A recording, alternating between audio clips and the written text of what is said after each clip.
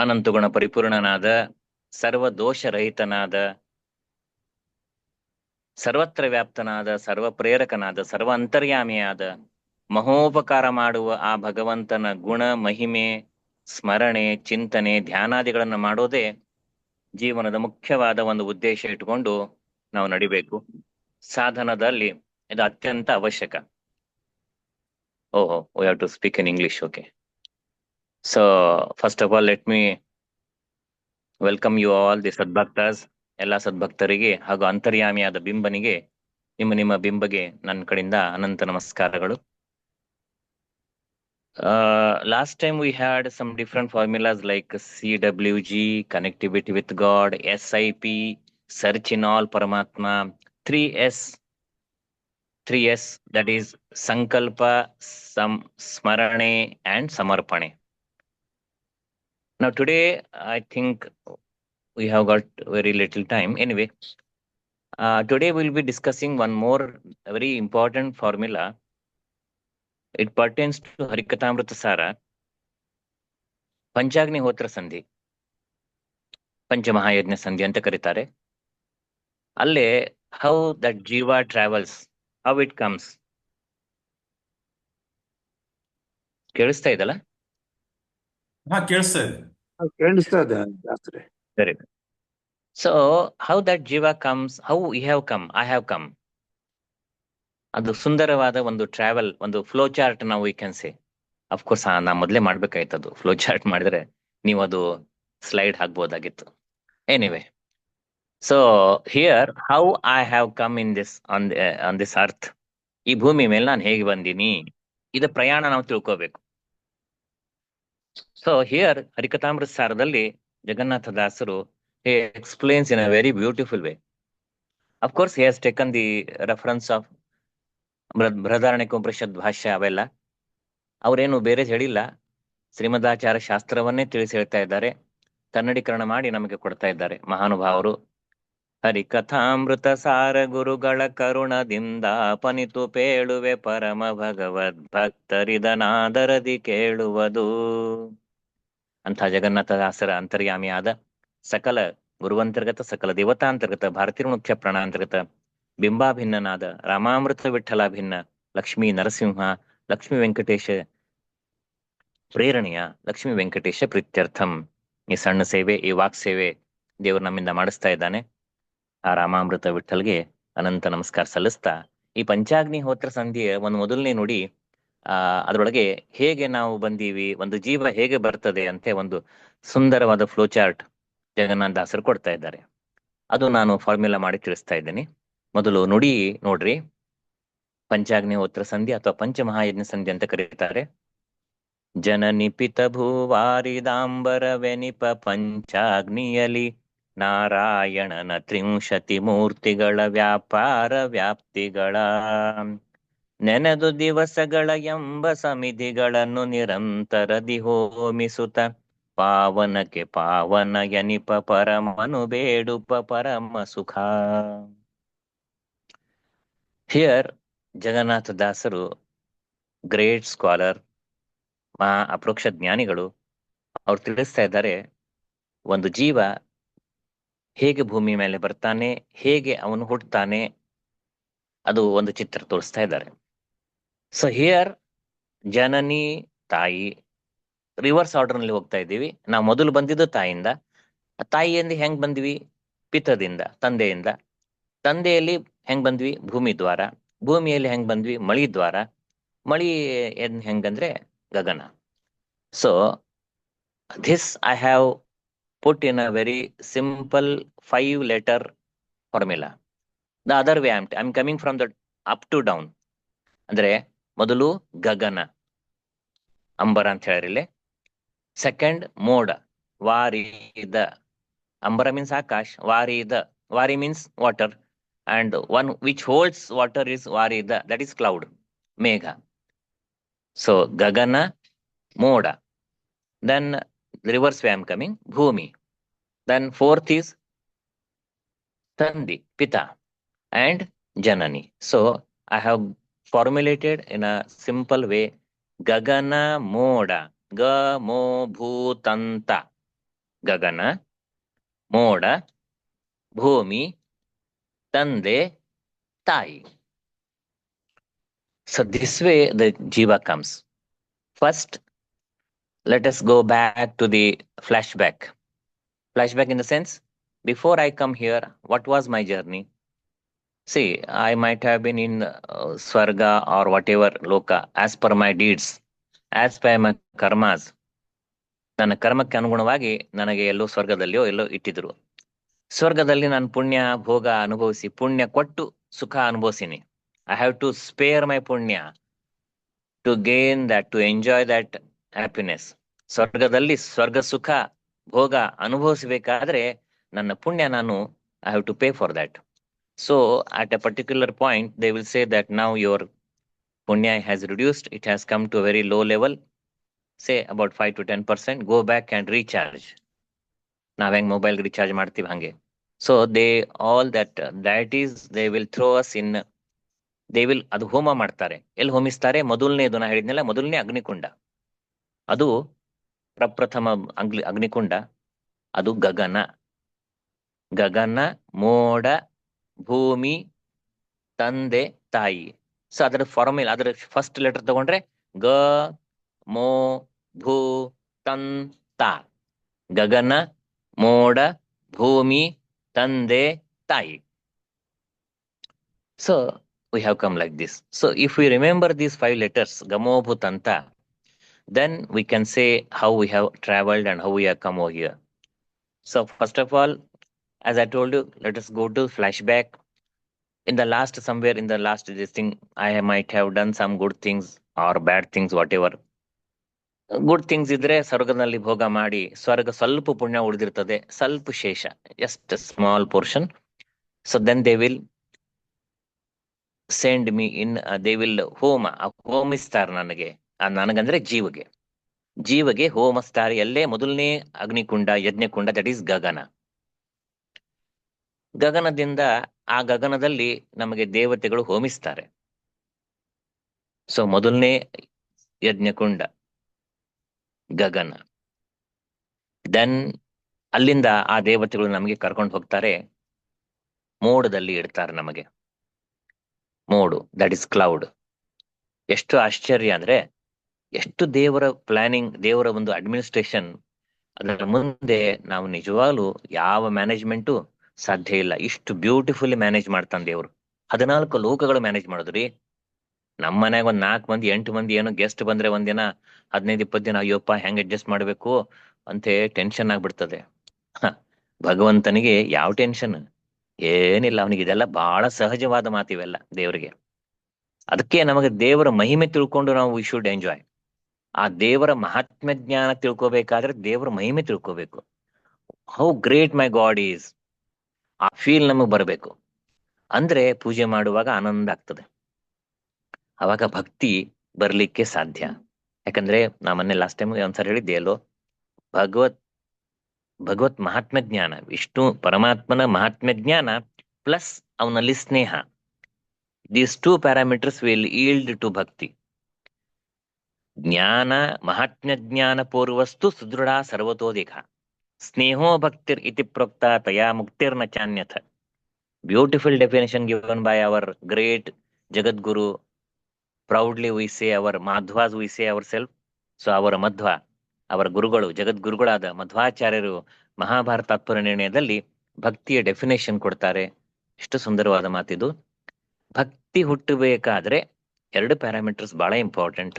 ಒಂದು ದೇವರ ಮಹಾತ್ಮ ಜ್ಞಾನ, ಜೊತೆಗೆ ಅವನ ಬಗ್ಗೆ ಸ್ನೇಹ, ಅವನಲ್ಲಿ ಸ್ನೇಹ.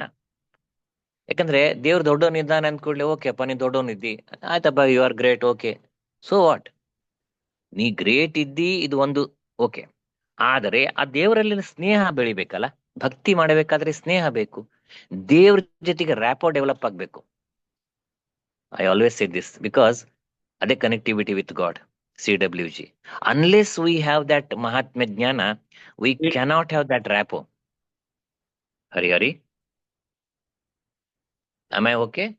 ಹಲೋ, ಕೇಳಿಸ್ತಿದೆ. ಎವ್ರಿಥಿಂಗ್ ಕೇಳಿಸ್ತಾ ಇಸ್ ಓಕೆ ಅಲ್ಲ? ಇಲ್ಲ ಸಂಬಡಿ. ಹಾ, ಸೊ ಹೀಗೆ ಆ ಆ ಭಗವಂತನ ಮಹಾತ್ಮ್ಯ ಜ್ಞಾನ ತಿಳ್ಕೋಬೇಕಾದ್ರೆ ಗುರುಗಳ ಅನುಗ್ರಹದಿಂದ ವೇದ ಅಧ್ಯಯನ ಇತ್ಯಾದಿಗಳು ಮಾಡಬೇಕು, ಶಾಸ್ತ್ರ ಅಧ್ಯಯನ ಮಾಡಬೇಕು. ಹಾಗೆ ದೇವ್ರು ದೊಡ್ಡವನು ಇದೆಯಪ್ಪ, ನಿನ್ ಪಾಡಿಗೆ ನೀ ಇರೋಪ್ಪ, ನನ್ನ ಪಾಡಿಗೆ ನಾ ಇರ್ತೀನಿ ಅಂದ್ರೆ ಉಪಯೋಗ ಏನ್ ಮತ್ತೆ? ಆ ದೇವರ ಜೊತೆಗೆ ನಮ್ಮ ಮಹಾತ್ಮ್ಯ ಜ್ಞಾನದಿಂದ ನಮ್ಮ ದೇವರಲ್ಲಿ ಭಕ್ತಿ ಹುಟ್ಟಬೇಕು. ಆ ರ್ಯಾಪೋ, ಆ ಒಂದು ಸಂಬಂಧ, ಆ ಒಂದು ಸ್ನೇಹ, ಆ ಒಂದು ಪ್ರೀತಿ. ಆ ಸ್ನೇಹ ಪ್ರೀತಿ ಶಬ್ದ ಸರಿ ಅನ್ಸಲ್ಲ, ಅಂದ್ರೆ ಪ್ರೀತಿ ಅನ್ಬೇಕಂದ್ರೆ ಅಲ್ಲಿ ಭಕ್ತಿ ಅಂತೆ ಬರ್ಬೇಕದು. ದೇವರಲ್ಲಿ ನಾವು ಭಕ್ತಿ ಹುಟ್ಟಬೇಕಾದ್ರೆ ಈ ದೇವರಲ್ಲಿ ಸ್ನೇಹ ಬೆಳಬೇಕು. ಹೀಗೆ ಕೂಸು ಬರ್ತದೆ ಸ್ಕೂಲಿಂದ, 3 ವರ್ಷದ ಕೂಸು ಸ್ಕೂಲ್ ಬಸ್ಸಿಂದ ಇಳಿದು ಬರ್ತದೆ.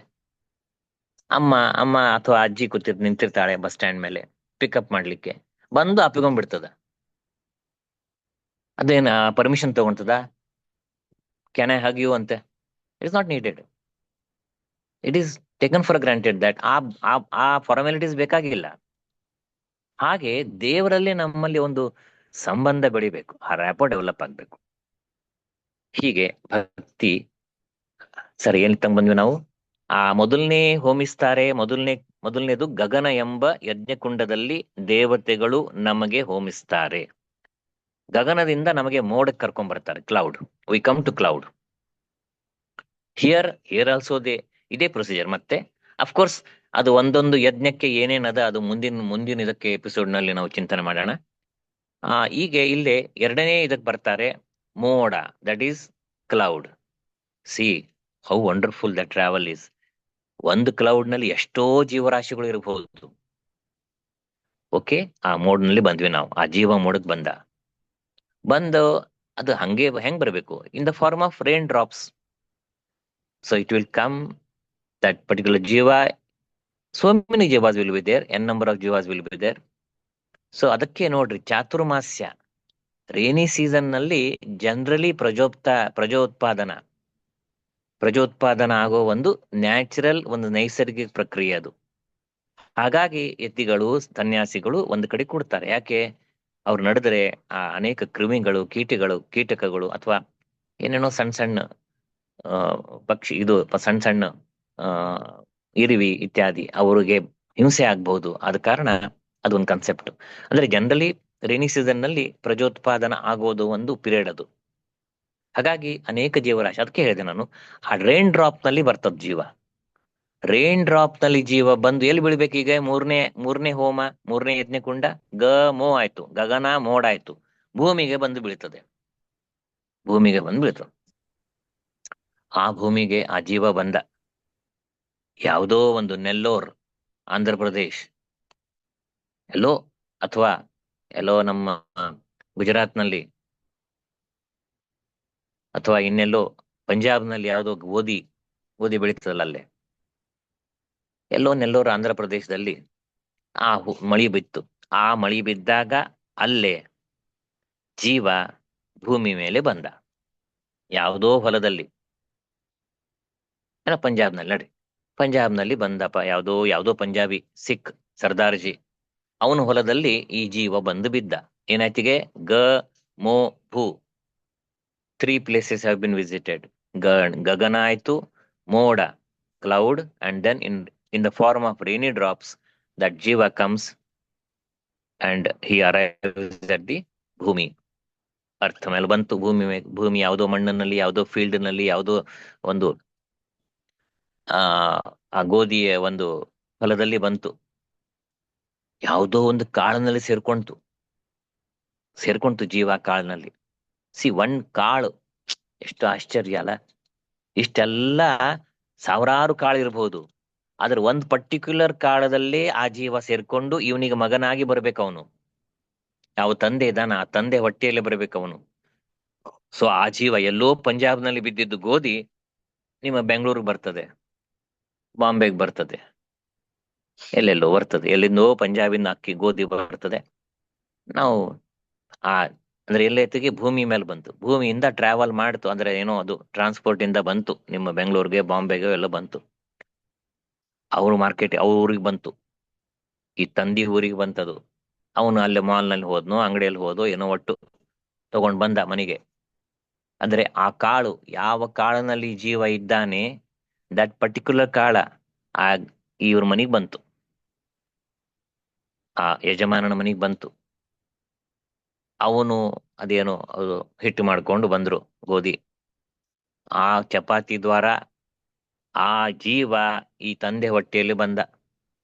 ಅಂದ್ರೆ ಏನಾಯ್ತುಗೆ ಗಗನ ಮೋಡ ಭೂಮಿ ತಂದೆ ಗ ಮೋ ಭೂತಂ ತಂದೆ ತನಕ ಬಂತು. ತಂದೆಯಿಂದ ತಾಯಿಯ ಗರ್ಭದಲ್ಲಿ ಆ ಜೀವ ಪ್ರವೇಶ ಮಾಡಿದ. 9 ತಿಂಗಳು ವಾಸ ಮಾಡಬೇಕಲ್ಲ ಅವನು. ಇದೆಲ್ಲ ವಿಚಾರ ಮಾಡಿದ್ರೆ ಆ ಭಗವಂತನ ಅಡ್ಮಿನಿಸ್ಟ್ರೇಷನ್, ದೇವರ ಅದ್ಭುತವಾದ ಒಂದು ಅಗಮ್ಯ ಮಹಿಮಾ, ಹೌದಲ್ಲ? ಯಾಕಂದ್ರೆ ನಮ್ಮ ಒಂದು ಜೀವಿಲ್ಲ, ಅನಂತ ಜೀವಗಳು.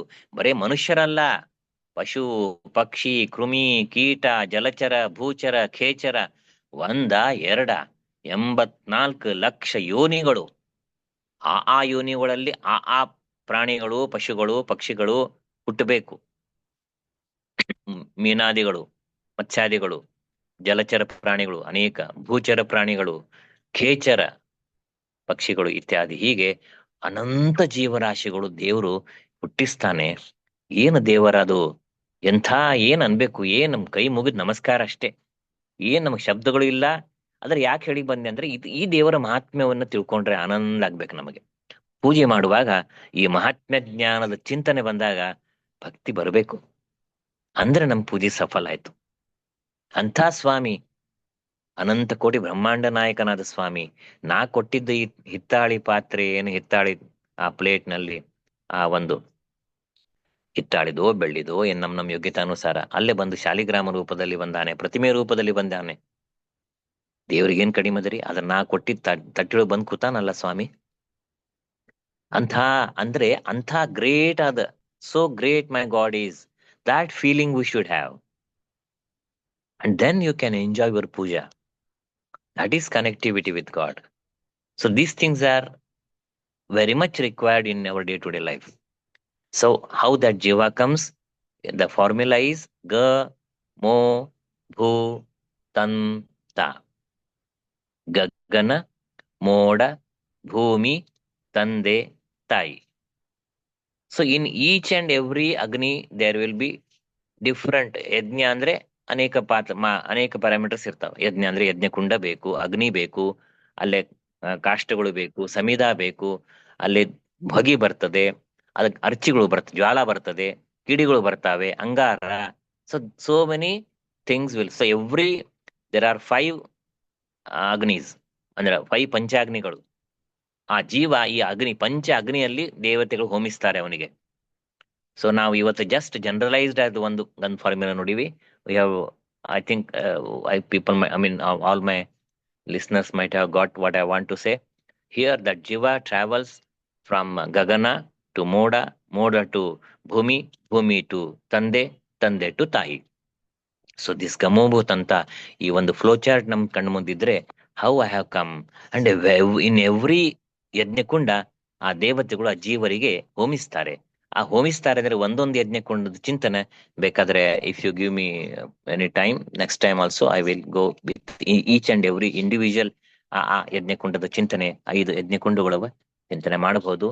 ಅಲ್ಲಿ ಯಾವ್ಯಾವ ಕಾಷ್ಟಗಳು ಯಾವುದು, ಅಲ್ಲಿ ಸಮಿದೆಗಳು ಯಾವುದು, ಅಲ್ಲಿ ಅಗ್ನಿ ಯಾವುದು, ಅಲ್ಲಿ ಜ್ವಾಲ ಯಾವುದು, ಕಿಡಿ ಯಾವುದು, ಅಂಗಾರ ಯಾವುದು, ಇವೆಲ್ಲ ಸುಂದರವಾಗಿ ಉಪನಿಷತ್ತಲ್ಲಿ ಬಂದ ವಿಚಾರಗಳನ್ನೇ ಜಗನ್ನಾಥ ದಾಸರು ಕನ್ನಡೀಕರಣ ಮಾಡಿ ಕೊಟ್ಟಿದ್ದಾರೆ. ಅಂತ ಅದ್ಭುತವಾದ ಈ ಪ್ರಮೇಯಗಳನ್ನು ಚಿಂತನೆ ಮಾಡಿದಾಗ, how great my God is, there is no word to explain. I mean such a great God. ಅಂಥ great God is in my hand. It may be Shaligrama, it may be Pratima, but I should enjoy that moment. I should cherish those moments.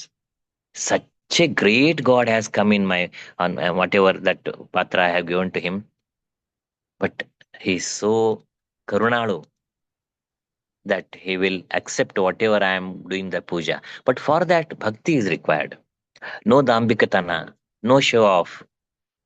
That is not required. And he will not listen. He will not look into those things. He will just reject our puja. So let us be very, very, very polite, very ಶರಣಾಗತ ಭಾವದಿಂದ ದೇವರ ಪೂಜೆ ಮಾಡಿದ್ರೆ ಆ ಪ್ರಾಮಾಣಿಕ ಪೂಜೆ ದೇವರು accept ಮಾಡ್ತಾನೆ. Even though we are ignorant, we are ajnanis, yes, but That doesn't mean that we should not progress. We have to progress, and for that guru is required. We have to study these shastras, and through shastras that mahatma jnana is required. That is very, very important. Along with that, we should have the bonding with God, the sneha, the rapport, some, because that ಪ್ರೀತಿ ಹುಟ್ಟಬೇಕಾದ್ರೆ ಇದು ಬೇಕು. ಕೂಸು ಬಂದು ಅಪ್ಪಿಕೊಂಡ್ಬಿಡ್ತದ ತಾಯಿಗೆ, ಅದೇನ್ ಕೇಳ್ತದನ, ಅಮ್ಮ ನಾನು ಹಿಂಗ ಅಪ್ಪಿಕೊಳ್ಳೆ ಅಮ್ಮ, it doesn't ask those things. ಅಂದ್ರೆ ಅಷ್ಟು ಒಂದು ಸಲಗಿ, ಅಷ್ಟು ಒಂದು ಈಸಿನೆಸ್, ಅಷ್ಟು ಒಂದು ಆ ಒಂದು ಕ್ಲೋಸ್ನೆಸ್ ನಮ್ಮಲ್ಲಿ ದೇವರಲ್ಲಿ ನಾವು ಬೆಳೆಸ್ಕೋಬೇಕು. ಅಂದ್ರೆ ನಾವು ಅಂದ್ರೆ ನಿಷ್ಪಾಪ ಇರಬೇಕು. Innocence is required. For that innocence is required. No acting, no ದಂಭ, ನೋ ನಾಟಕ. That he will come to know, because he himself is sarva preraka. So with this note, let me finish my walk ಸೇವಾ. ಈ walk ಸೇವಾ ಗುರುಗಳ ಅಂತರ್ಗತ ಭಾರತೀಯ ಮುಖ್ಯ ಪ್ರಾಣಾಂತರ್ಗತ ಜಗನ್ನಾಥ ವಿಠಲದಿಂದ ರಾಮಾಮೃತ ಅಭಿನನಾದ ಲಕ್ಷ್ಮೀ ನರಸಿಂಹ ದೇವರಿಗೆ ಸಮರ್ಪಣೆ ಮಾಡೋಣ. ಶ್ರೀಕೃಷ್ಣ ಅರ್ಪಣಮಸ್ತು. Thanks for giving me this chance to do my ವಾಕ್ ಸೇವಾ. Thank you all that Madhva ಶಾಖಾ people, especially Madhava and Anil. ತುಂಬಾ ಥ್ಯಾಂಕ್ಸ್. ಶ್ರೀಕೃಷ್ಣ ಅರ್ಪಣಮಸ್ತು. ಹರೇ ಶ್ರೀನಿವಾಸ. ಮುರುಳಿನಾಥ್